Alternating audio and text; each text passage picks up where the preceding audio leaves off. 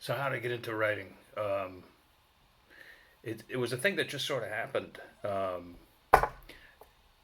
I always loved to read the pulps, the comics when I was a child. I was a big Sergeant Rock fan, but I loved all sorts of comics and sci-fi books and westerns, anything. I love mysteries, the whole bit. Um, and all through high school, I loved reading Hemingway and Fitzgerald and all that sort of stuff. But I never would have guessed in a million years that I would have a career as a writer. I was actually groomed for the construction business. My parents owned a commercial construction business, and you know, I think I held my first tape measure for my dad at like to lay out a building at like 5 years old. Um, that's going way back.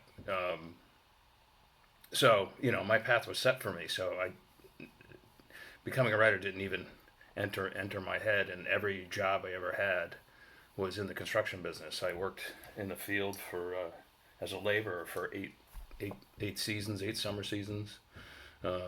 Sometimes in the winter during the school breaks, all through college.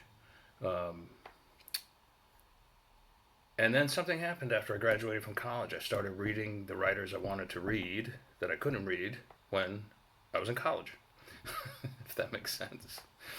Convoluted way of saying, I really took up reading again for fun after my education, um, and I just became enthralled with it.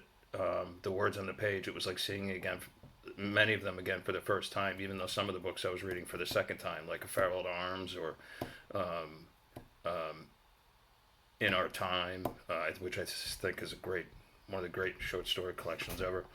In any case, I started writing, and it was terrible at first, but I started writing uh, short stories, which were awful.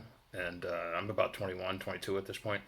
And, uh, and then somehow, I don't know how it happened, I became a stringer for the local newspaper here, the Albany Times Union, and a sports stringer. And I didn't even know what that meant at the time. And so I would go report on football games, and I would actually write the stories. And that's not what stringers usually do. Usually, stringers just call the stats in, and someone who knows how to write puts it all together. But I did.